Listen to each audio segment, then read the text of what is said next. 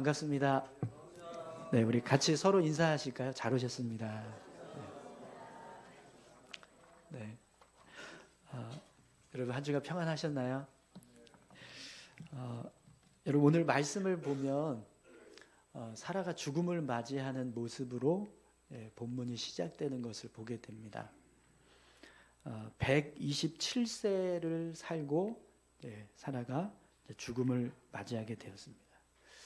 지금으로 따지면 127세면 굉장히 오래 산 축에 끼겠죠. 여러분 누구에게나 죽음은 찾아옵니다.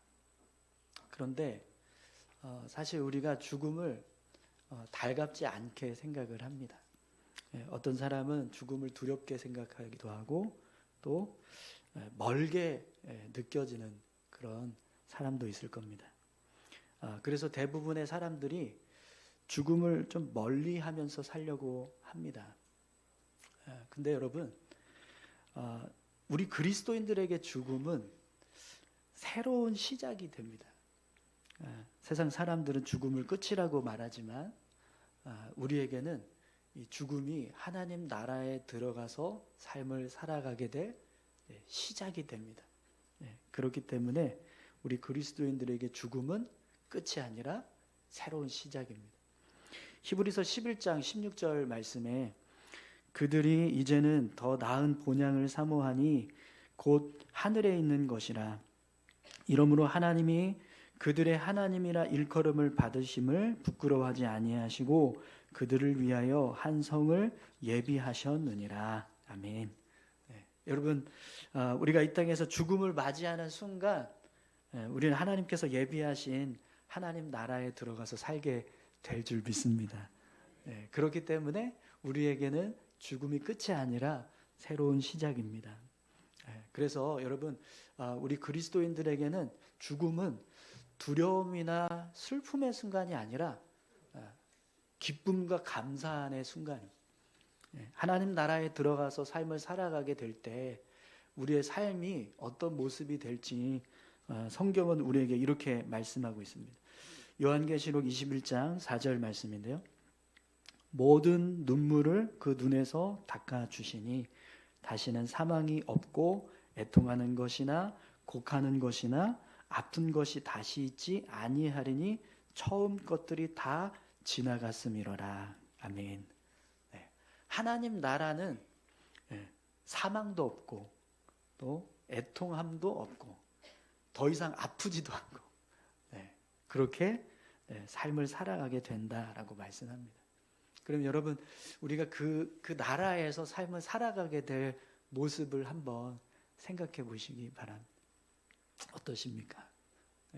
감사하지 않을까요? 그죠? 그렇기 때문에 여러분 우리 그리스도인들에게 죽음은 슬픔과 두려움의 순간이 아니라 기쁨과 감사의 순간입니다. 사랑하는 성도 여러분, 오늘 저와 여러분들에게 죽음이 기쁨의 순간이 될 수 있기를 축원합니다. 죽음 이후에 새롭게 시작하게 될 하나님의 나라가 예비된 사람은요 절대로 죽음을 끝이라고 생각하지 않습니다. 그리고 죽음을 두려워하거나 슬퍼하지 않아요. 오히려 그런 사람은 죽음을 새로운 시작이라고 생각하고 또 그 죽음을 기쁘게 맞이하게 됩니다. 그런데 여러분 우리가 하나님 나라에 들어가서 살려면 반드시 이 죽음을 통과해야 됩니다. 성경을 보면 죽음을 거치지 않고 하나님 나라에 들어간 사람이 두 사람이 있습니다. 누군지 아세요? 에녹과 엘리야. 창세기 5장에 보면 에녹을 하나님께서 데려가시는데 하나님과 동행하더니 하나님이 그를 데려가심으로 세상에 있지 아니하였더라 이렇게 말씀합니다. 에녹은 죽음을 거치지 않고 하나님 나라에 들어갔어요. 또 열왕기하 2장에 보면 엘리야가 회오리 바람으로 하늘로 올라가더라 이렇게 기록하고 있어요. 엘리야도 죽음을 거치지 않고 하나님 나라에 들어갔습니다. 근데 여러분 이 두 사람을 제외하고 모든 사람들은요 다 죽음을 통과해야 되십니다. 그래야지만 하나님 나라에 들어갈 수 있어요. 생명이 끊어지는 순간을 지나야 하나님의 나라로 들어갈 수 있다는 거죠. 그래서 여러분, 죽음은 우리가 하나님 나라에 들어가서 살기 위한 대가 지불이다, 이렇게 말할 수 있을 겁니다. 그러니까 죽음이라고 하는 대가를 지불하지 않으면 하나님 나라에 들어갈 수 없다라는 거죠. 여러분, 분명 우리가 죽지 않고 이 땅에 계속 머물러 있는 동안에는 하나님 나라에 들어가서 삶을 살아가는 것은 절대로 시작될 수 없을 겁니다.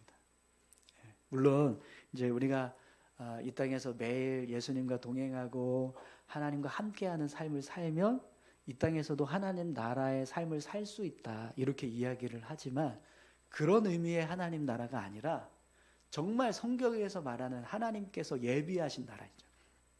하나님을 얼굴과 얼굴로 맞대어 대면하고, 또 성경에서 말씀하는 것처럼 죽음도 없고 애통함도 없고 또 아프지도 않은 그런 정말 하나님께서 다스리시는 그 하나님의 나라, 그 나라에서의 삶을 시작하기 위해서는 반드시 죽음을 통과해야만 합니다. 그래서 죽음은 일종의 하나님 나라의 삶을 시작하기 위한 대가다, 이렇게 말할 수 있을 것 같습니다. 죽음이라고 하는 대가를 지불할 때 우리가 하나님 나라에서의 삶을 시작하게 되는 거죠. 그렇기 때문에 여러분, 죽음을 너무 멀리 하지 마시기 바랍니다. 죽음이 두려워서 죽음을 멀리 한다거나, 아니면 또 반대로 이 세상이 너무 좋아서 죽음을 멀리하는 그런 모습으로 삶을 살아갈 수 있는데, 근데 그렇게 죽음을 멀리하면서 우리가 삶을 살아간다는 건 결국 하나님의 나라를 멀리하면서 사는 것과 같습니다. 그렇기 때문에 여러분, 우리가요 죽음을 가까이 하면서 삶을 살아갈 수 있기를 소망합니다. 여러분, 죽음이 가까이에 계십니까? 여러분 어떠세요? 여러분들의 삶에 죽음이 가까이 계신가요? 죽음 생각하기도 쉽지 않아요. 생각하기도 싫은데, 생각하고 싶지도 않은데 이렇게 생각하십니까? 아니요, 절대로 그렇지 않아요. 죽음은 오히려 우리 그리스도인들에게는 빨리 왔으면 좋겠다, 이렇게 소망할 수 있는 순간입니다. 우리가 하나님 나라에 들어가서 새로운 삶을 시작하기 위해서 죽음을 통과해야 된다, 죽음이라고 하는 대가를 지불해야 된다, 이건 분명히 성경에도 기록된, 모든 사람이 다 한 번은 죽는다, 이렇게 말씀하고 있잖아요. 그러니까 여러분, 죽음을 너무 멀리하지 마시기 바랍니다. 그런데 여러분, 우리가 이 죽음을 지불하고 하나님 앞에 가도 하나님 나라 앞에 온전히 설 수 있으려면 한 가지 대가가 더 필요합니다. 그 대가가 뭘까요? 예수 그리스도의 십자가 보혈입니다. 우리의 죄를 사하시는 죄사함의 은혜, 그 은혜가 우리에게 필요한 한 가지 대가, 또 하나의 대가입니다. 여러분, 우리가 십자가 은혜 없이 죽음을 통과하면 어떤 일이 벌어질까요? 하나님 나라로 들어가는 게 아니라 오히려 하나님께서 예비하신 심판대 앞에 서야 합니다. 그렇기 때문에 반드시 우리는 죽음이라고 하는 대가도 지불해야 되지만, 그것과 함께 예수님의 십자가 은혜를 붙잡고 나아가야 하나님 앞에, 하나님 나라에 온전히 들어가게 될 줄 믿습니다. 여러분, 예수님의 십자가 은혜 붙잡고 계시죠? 근데 여러분, 이 예수님의 십자가 은혜는 우리가 이 땅에서 살아가는 동안에만 받을 수 있는 은혜, 이 땅에서의 삶을 마치는 이후에는 절대로 이 은혜를 받을 수가 없어요. 이 땅을 떠나기 전에, 이 땅에서 살아가는 동안에 우리가 이 은혜를 받을 수 있는 이제 기회가 주어지게 된다라는 거죠. 그러면 여러분, 이 은혜를 어떻게 하면 우리가 받을 수 있을까요? 성경에서는 우리에게 이렇게 말씀합니다. 주 예수를 믿으라. 그리하면 너와 내 집이 구원을 얻으리라. 영접하는 자, 곧 그 이름을 믿는 자들에게는 하나님의 자녀가 되는 권세를 주셨으니. 아멘. 네. 이렇게 성경은 우리에게 예수님을 믿으라라고 말씀합니다. 예수님을 믿는 자, 예수님을 영접한 자가 하나님 나라에 들어갈 수 있는 구원의 은혜를 얻게 된다. 이렇게 말씀하고 있거든요. 자, 그러면 여러분, 예수님을 믿는다는 게 뭘까요? 여러분, 예수님 믿으십니까? 네. 한번 우리 옆에 계신 분들에게 질문해 보세요. 예수님 믿으세요? 네, 해보세요. 네, 예수님 믿으십니까? 네, 당연히 믿지. 그러니까 우리가 여기 있죠. 뭐 이렇게 생각하실 수도 있을 것 같은데, 여러분, 예수님을 믿는다는 게 뭘까요? 예수님을 믿는다는 것이 무엇인가를 잘 아는 게 우리에게 너무나 중요합니다. 그러면 도대체 예수님을 믿는다는 게 뭘까? 이 질문에 예수님이 직접 우리에게 답하신 말씀이 있어요. 예수님 뭐라고 말씀하셨냐면 마태복음 7장 21절입니다. 나더러 주여 주여 하는 자마다 다 천국에 들어갈 것이 아니요 다만 하늘에 계신 내 아버지의 뜻대로 행하는 자라야 들어가리라. 마태복음 7장 24절에서 27절도 이렇게 말씀합니다. 그러므로 누구든지 나의 이 말을 듣고 행하는 자는 그 집을 반석 위에 지은 지혜로운 사람 같으리니 비가 내리고 장수가 나고 바람이 불어 그 집에 부딪히되 무너지지 아니하나니 이는 주추를 반석에 놓은 까닭이요 나의 이 말을 듣고 행하지 아니하는 자는 그 집을 모래 위에 지은 어리석은 사람 같으리니 비가 내리고 창수가 나고 바람이 불어 그 집에 부딪힘에 무너져 그 무너짐이 심하니라. 마태복음 12장 50절에도 분명히 이렇게 말씀하셨어요. 누구든지 하늘에 계신 내 아버지의 뜻대로 하는 자가 내 형제요 자매요 어머니니라 하시더라. 이렇게 말씀하십니다. 그러니까 예수님은 우리에게 믿음을 말씀하시는데 믿음이 뭐냐? 말씀대로 살아가는 거다. 이렇게 말씀하세요. 말씀대로 살아가는 거다. 말씀대로 행하느냐, 말씀을 듣고 행하느냐, 그렇지 않느냐. 여기에 따라서 우리의 믿음이 진짜인가 가짜인가 이게 결정된다라는 거죠. 근데 우리가요 믿음을 자꾸 착각해요. 개념으로. 그래서 예수님에 대해서 이해하고 있다, 알고 있다 그러면 믿는다라고 생각합니다. 하나님에 대해서 알고 있다, 하나님을 이해하고 있다. 그럼 내가 하나님을 믿는다라고 생각을 한다는 거죠. 근데 여러분 그것도 사실은 잘 이렇게 세밀하게 보시면 아는 것도 아니에요. 우리가 하나님을 잘 안다, 예수님에 대해서 잘 안다라고 하지만 사실은 1도 모르거든요. 근데 우리가 다 안다 이러면서 내가 예수님을 믿는다 이렇게 생각을 합니다. 여러분 믿음은요 개념이 아니라 지식이나 어떤 지식을 습득하는 어떤 이해력이 아니고요. 믿음은 행함과 진실함으로 증명되는 겁니다. 아무도 아멘을 안 하시네요. 일부에서는 그래도 한 사람은 했는데 우리가 잘 아는 말씀이죠. 요한일서 3장 18절 말씀입니다. 자녀들아 우리가 말과 혀로만 사랑하지 말고 행함과 진실함으로 하자. 예수님 우리에게 사랑에 대해서 말씀하시는데 사랑은 말과 혀로 하는 게 아니라 행함과 진실함으로 하는 거다 이렇게 말씀합니다. 사랑에 행동이 없으면 그건 사랑이 아니라는 거죠. 근데 여러분 믿음도 마찬가지입니다. 믿음도 입술로 고백하는 거 가지고는 믿음이 아니라는 거예요.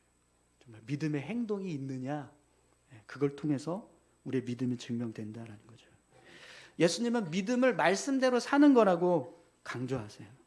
하나님의 말씀대로 사는 자가 나를 믿는 것이고 구원을 받은 자의 모습이다라고 말씀을 하십니다. 사랑하는 성도 여러분, 여러분들의 믿음은 말씀대로 사는 믿음이 되고 계십니까? 아니면 어떤 머릿속에 이해하고 있는 어떤 관념이나 지식의 믿음이 되고 계십니까? 오늘 본문에서 아브라함이 사라의 장례를 치르는 모습을 보게 돼요. 근데 아브라함이 약속의 땅인 가나안 땅에 머무르고 있었거든요. 그런데 그곳에는 이미 헷족속이라고 하는 사람들이 살고 있었습니다. 그러다 보니까 아브라함이요, 그 땅에서 머물러서 사는데 나그네로 살았어요. 나그네라는 건 땅을 소유하고 있거나 어떤 주권을 가지고 그 땅을 차지하고 있는 사람이 아니라 그냥 헷 족속에게 땅을 빌려서 살던가 아니면 그 사람들이 살아도 된다라고 허락을 받았을 때 그냥 거기에 머물러서 사는 사람을 말하는 거예요. 그래서 오늘 본문을 보니까 아브라함이요, 사라의 장례를 치르는데 자신에게 소유된 땅이 없으니까 헷 족속에게 내가 이 사라를 장례할 수 있는 묘소를 좀 마련할 수 있게 해주세요라고 부탁을 하는 것을 보게 됩니다. 여러분 4절에서 6절까지 말씀을 한번 보시죠. 나는 당신들 중에 나그네여 거류하는 자이니 당신들 중에서 내게 매장할 소유주를 주어 내가 나의 죽은 자를 내 앞에서 내어다가 장사하게 하시오.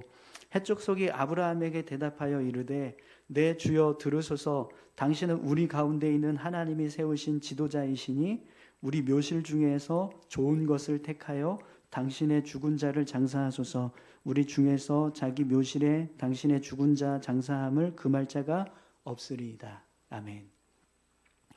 여러분 말씀을 보면 헷족속이 이 아브라함의 부탁을 받고요, 수락을 하는데 어떻게 수락을 하냐면 그냥 수락하는 정도가 아니라 아브라함의 어떤 그 부탁을 요구했을 때 어느 누구도 거절할 사람이 없다. 우리 중에 어느 누구도 당신에게 이 장사할 이 매장지를 내어주는 것에 대해서 거부할 사람이 아무도 없다. 그러니까 얼마든지 우리 땅에 있는 매장지를 선택해서 장례를 치러라, 이렇게 이야기를 하고 있어요. 헷족속이 아브라함을 자신들의 지도자처럼 생각했다라는 겁니다. 그래서 어느 누구도 아브라함의 부탁을 거절하지 않겠다, 이렇게 대답을 하는 거죠. 그래서 여러분 오늘 본문을 보시면 아브라함이 헷족속의 대답을 듣고 어떻게 하냐면 사라의 묘실로 소알의 아들 에브론이 소유하고 있는 막벨라 굴을 자신의 아내의 매장지로 삼게 해달라, 이렇게 부탁을 합니다. 우리 8절에서 11절까지 말씀도 한번 보시죠. 그들에게 말하여 이르되 나로 나의 죽은 자를 내 앞에서 내어다가 장사하게 하는 일이 당신들의 뜻일진데 내 말을 듣고 나를 위하여 소알의 아들 에브론에게 구하여 그가 그의 반머리에 있는 그의 막벨라 굴을 내게 주도록 하되 충분한 대가를 받고 그 굴을 내게 주어 당신들 중에서 매장할 소유지가 되게 하기를 원하노라 하며 에브론이 헷족속 중에 앉아 있더니 그가 헷족속 곧 성문에 들어온 모든 자가 듣는 데서 아브라함에게 대답하여 이르되 내게 주어 내 주여 그리 마시고 내 말을 들으소서. 내가 그 밭을 당신에게 드리고 그 속의 굴도 내가 당신에게 드리네. 내가 내 동족 앞에서 당신에게 드리오니 당신의 죽은 자를 장사하소서. 아멘. 에브론이 이 아브라함의 요청을 듣고 수락을 하는데 역시 마찬가지로 수락을 할 뿐만 아니라 그가 소유하고 있는 이 밭과 모든 동굴도 그냥 무상으로 주겠다, 이렇게 이야기를, 공짜로 주겠다, 이렇게 이야기를 해요. 아브라함이 그동안 이 헷족속과 함께 거주하면서 얼마나 그들에게 인정을 받고 있었는가, 그 모습을 충분하게 짐작할 수 있는 상황입니다. 그런데 여러분 아브라함이 에브론에게 다시 대답을 하는데 뭐라고 답을 하고 있는가 한번 보세요. 12절에서 15절까지 말씀입니다. 아브라함이 이에 그 땅의 백성 앞에서 몸을 굽히고 그 땅의 백성들이 듣는 데서 에브론에게 말하여 이르되 당신이 합당히 여기면 청하건대 내 말을 들으시오. 내가 그 밭값을 당신에게 주리니 당신은 내게서 받으시오. 내가 나의 죽은 자를 거기 장사하겠노라. 에브론이 아브라함에게 대답하여 이르되 내 주여 내 말을 들으소서. 땅값은 은 400세겔이나 그것이 나와 당신 사이에 무슨 문제가 되리까? 당신의 죽은 자를 장사하소서. 아멘. 에브론이 아브라함에게 밭을 그냥 공짜로 주겠다 이렇게 분명하게 얘기했거든요. 근데 아브라함은 어떻게 말합니까? 에브론에게 땅값을 주고 사겠다 이렇게 이야기를. 그랬더니 에브론이 또 어떻게 이야기해요? 이 땅값은 400세겔이지만 그게 무슨 상관이 있습니까? 그거 필요 없습니다. 그냥 가지세요. 이렇게 이야기했어요. 여러분 분명 지금 해쪽 속이나 에브론의 모습을 보면 아브라함에게 이 사라를 장사할 수 있는 땅과 그 굴을 무상으로 내어주겠다라고 아주 명확하게 밝히고 있거든요. 그리고 그렇게 하는 것에 대해서 어느 누구도 불만을 품을 사람이 아무도 없다라고 그렇게 말하고 있습니다. 그런데 오늘 본문의 결론을 보시면 결국 아브라함이 어떻게 합니까? 은 400세겔을 에브론에게 주고 마므레 이 막벨라 굴을 소유하게 됩니다.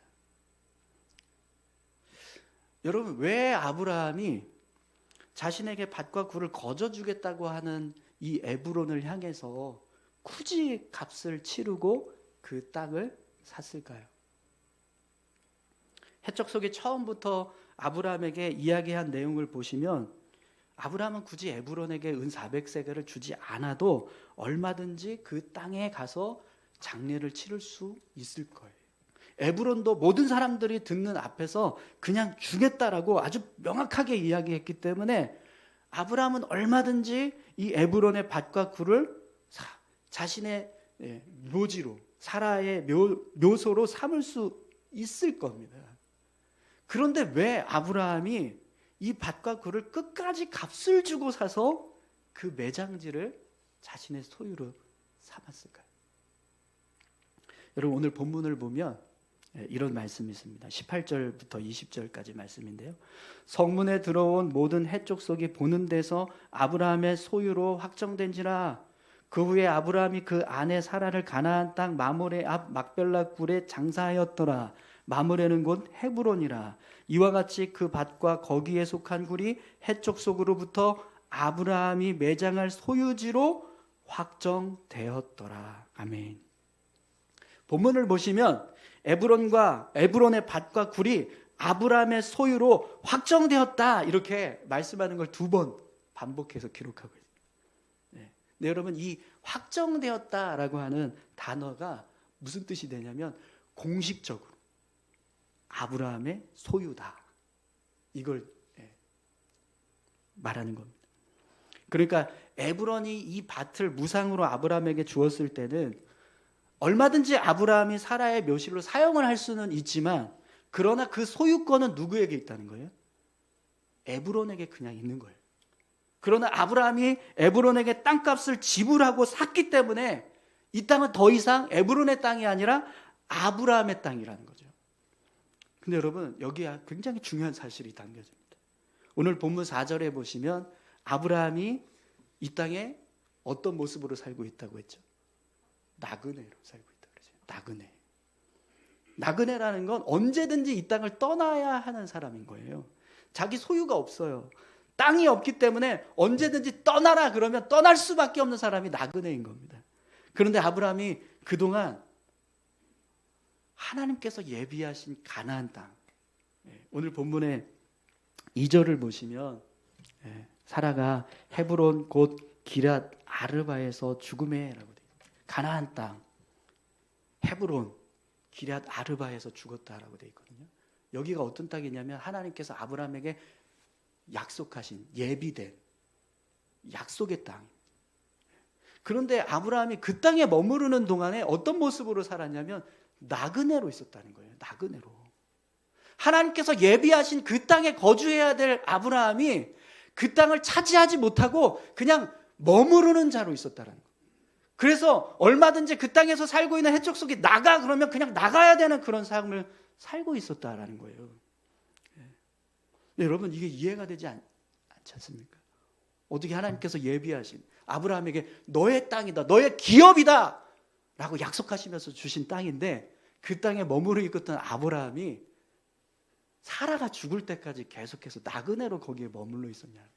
한 평의 땅도 자신이 소유하지 않고 그 땅을 빌려서 계속 살고 있었다. 주인은 내가 아니라 해족속이 되고 있었다는 거죠. 근데 오늘 본문 20절에 뭐라고 말씀합니까? 확정되었다. 더 이상 그 땅이 아브라함에게 나그네로 머무는 땅이 아니라라는 거예요. 드디어 아브라함이 하나님께서 약속하신 땅을 소유하게 되었다라는 거죠. 여러분, 왜 아브라함이 땅을 거저 주겠다라고 하는데도 불구하고 그 땅을 값을 주고 샀는가? 그 이유를 아시겠죠? 그렇게 해야지만 그 땅이 완전히 자기의 소유가 될 수 있다라는 걸 아브라함이 알았다는 거예요. 아브라함은 그 땅을 내 소유, 그 땅을 내가 소유하겠다, 그 땅의 소유자가 되겠다, 이런 마음을 가지고 내가 대가를 지불하겠다라고 한 거죠. 그래서 해족속과 에브론이 그렇게 거저 주겠다라고 했음에도 불구하고 아브라함은 에브론에게 땅값을 주고 그 땅을 자신의 소유로 삼았습니다. 근데 여러분, 아브라함이 이 에브론의 땅을 값을 주고 산 행위는 아주 굉장히 중요한 영적인 의미가 담겨집니다. 하나님께서 약속하신 가나안 땅을 아브라함이 처음으로 소유하게 되었다. 하나님의 언약이 드디어 성취되는 첫 번째 사례가 되었다라는 거죠. 아브라함은 얼마든지 그냥 거저 얻을 수 있는 땅이었지만 그 땅을 내가 소유하기 위해서 반드시 대가를 지불해야 된다라는 사실을 알고 있었습니다. 그래서 실제로 그 땅을 소유하기 위해서 거금의 땅값을 주고 그 땅을 사게 된 거죠. 그런데 그 결과가 어떻게 되었는가? 하나님의 약속을 성취하는 믿음의 행위가 되었다는 거죠. 여러분, 오늘 아브라함의 모습을 통해서 우리가 믿음을 세워가는 모습이 어떤 모습인가에 대해서 깨닫게 됩니다. 여러분, 우리가 하나님의 말씀을 성취하기 위해서 어떤 대가를 지불하고 있는가 한번 생각해 보십시오. 우리의 믿음이 말씀대로 사는 믿음이냐 아니면 관념과 지식의 믿음이냐, 이런 질문을 앞에서 드렸었는데 여러분, 이 두 가지 질문의 차이가 뭘까요? 말씀대로 사는 믿음 그리고 관념과 지식의 믿음, 이 두 가지 믿음의 차이가 뭘까요? 그 말씀대로 사느냐 대가를 지불하느냐, 여기에 차이가 있다는 거예요. 내가 알고 있는 이 말씀을 실제로 살아내기 위해서 내 삶을 내어드리고 있는가, 내 시간을 내어드리고 있는가, 내 노력을 내어드리고 있는가, 내 물질을 내어드리고 있는가, 내가 가지고 있는 어떤 대가를 지불하면서 그 말씀을 이루기 위한 삶을 살아가고 있는가, 여기에 내 믿음이 말씀을 실현하는 믿음이냐 그냥 관념과 지식의 믿음이냐, 이 기준이 된다라는 겁니다. 아브라함을 보십시오. 얼마든지 그냥 해족속이 주는 땅에 가서 사라를 장사해도 전혀 무방해요. 뭐라고 할 사람 아무도 없습니다. 에브론 땅을 그냥 주겠다라고 했기 때문에 얼마든지 그 땅에 가서 사라를 장례를 치르고 또 그 땅이 이제 뭐 내 땅이다 이렇게 얘기해도 에브론이 나중에 와서 다시 달라고 이렇게 할 수도 없을 거예요. 그렇게 하지도 않을 거예요. 그런데도 불구하고 굳이 아브라함이 그 땅을 값을 주고 살려고 했던 이유는 그렇게 해야지만 그 땅이 내 소유가 된다라는 걸 명확하게 드러낼 수 있기 때문이라는 거죠. 그리고 그렇게 해야지만 더 이상 아브라함이요 나그네로 그 땅에서 머물러 있는 게 아닌 그 땅의 주인으로 살게 된다라는 거예요. 이걸 누구보다 더 잘 알고 있었던 아브라함은요, 대가를 지불하고 그 땅을 자신의 땅으로 삼습니다. 여러분, 성경이 이제 이 모습에 대해서 더 이상 기록을 하고 있지는 않지만 만약에 아브라함이 그 땅을 소유하고 난 이후의 모습을 기록한다면 뭐라고 기록할 거예요? 더 이상 나그네라는 표현을 쓰지 않을 거예요. 하나님의 약속을 성취하는 아브라함의 믿음의 모습, 여러분 오늘 이 모습을 우리가 본받을 수 있기를 소망합니다. 여러분, 신앙생활하는 모습을 한번 생각해 보십시오. 사람들에게 보여주기 위해서 우리가 신앙생활하는 것이 아닙니다. 그렇기 때문에 우리는요, 늘 우리 각자가 스스로 하나님 앞에 서서 우리의 믿음을 지켜가는 모습이 필요해요. 여러분, 주일 예배를 이렇게 드리는 거, 우리가 나오든 나오지 않든 사실 누가 뭐라고 하지 않아요. 뭐 저만 좀 애타죠. 누가 빠지셨구나, 누가 안 오셨구나 이러면 제만 이제 속이 좀 상합니다. 옆에 계신 분들 중에 그런 분들도 계실지 모르겠어요. 누가 안 왔네 하면서 안타까워하시는 분들이 계실지 모르겠어요. 근데 그렇다고 해서 뭐라고 말할 수 없어요. 근데 여러분, 우리가 주일 예배 가운데 나오지 않고 다른 곳에 있을 때 그 모습을 누가 보고 계시죠? 하나님이 보고 계십니다. 하나님께서 그 모습을 보실 때 분명 마음 아파하실 겁니다. 주일 예배 드리는 거, 우리는 사람을 향해서 하는 게 아니라 하나님을 향해서 하는 거예요. 여러분, 전도 해야 될까요? 말아야 될까요? 해야 되는 거 우리가 너무나 잘 압니다. 그런데 해도 되고 안 해도 돼요. 한다고 해서 뭐 칭찬받죠. 그러나 안 한다고 해서 뭐라고 할 사람 아무도 없어요. 저만 그냥. 그러나 여러분, 우리가 영혼을 구원하겠다고, 주님의 사랑을 전하겠다고 내 시간을 내어드리고 물질을 내어드리고 뭔가 전도하기 위한 어떤 헌신을 했을 때 분명히 하나님은 그 모습을 보실 겁니다. 그리고 뭐라고 말씀하실까요? 내가 나를 위해서 이렇게 열심히 헌신하고 있구나, 이러면서 기뻐하시지 않겠습니까? 그러니까 우리가 신앙생활을 하는 모습은 사람 때문에 하는 게 아니거든요. 하나님 때문에 합니다. 아멘이시죠? 그렇다면 여러분, 믿음을 지키는 것에 대해서 사람들 눈치 보지 마시고요, 하나님 앞에서 믿음을 세워가시기 바랍니다. 소중한 것을 얻기 위해서 대가를 지불하는 것은 절대로 헛된 일이 아니에요. 여러분, 하나님도 우리를 구원하시기 위해서 예수님의 생명값을 지불하셨습니다. 얼마나 소중하면 그렇게 하셨겠습니까? 그렇다면 여러분, 그런 귀한 대가를 지불하고 받은 이 구원의 은혜를 우리도 잘 지켜갈 수 있어야 하지 않겠습니까?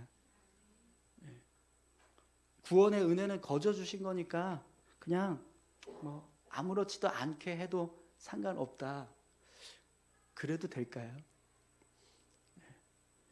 여러분, 오늘 본문을 보면 헷족속이 아브라함에게 장사할 곳을 좀 내어달라고 하니까 무슨 상관, 얼마든지 가져가라고, 당신은 우리의 지도자입니다. 그러니 우리 땅에 있는 모든 땅 중에 마음대로 골라서 장사하십시오, 이렇게 이야기를. 에브론도 무슨 상관이냐고, 이 땅이 은 400세겔 되는 땅이긴 하지만 그거 상관없다고, 당신이 달라고 하면 내가 무조건 주겠다고, 이렇게 이야기하거든요.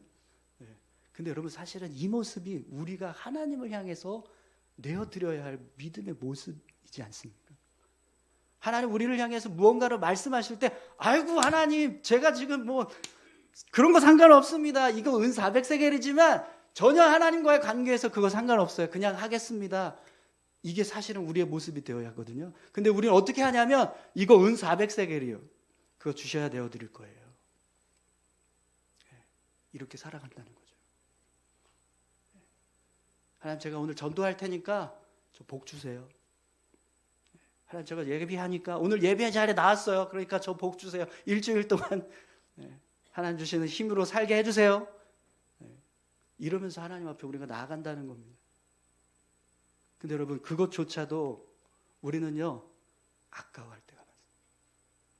아브라함이 굳이 공짜로 주겠다는데도 불구하고 그걸 그냥 다 400세겔 내어주는 그런 모습으로 그 땅을 소유하는 것처럼, 그렇게 하나님의 은혜를 받아도 시원찮은데 우리는요, 그것마저도 지불하지 않으려고 할 때가 많다라는 거죠. 사도 바울은 이 은혜가 너무나 커서 자신이 가지고 있는 모든 것이 배설물로 여겨진다라는 고백을 했습니다.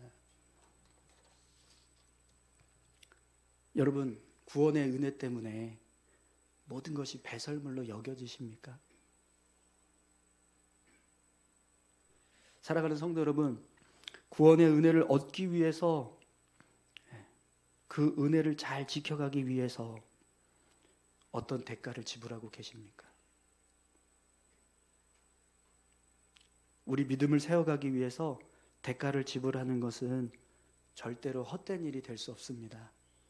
왜냐하면 그것이 바로 우리가 하나님 앞에 온전히 설 수 있는 믿음의 증표가 될 것이기 때문입니다.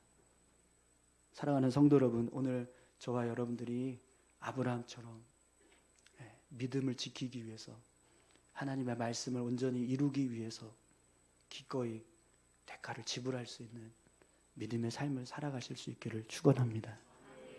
우리 같이 함께 기도하시겠습니다.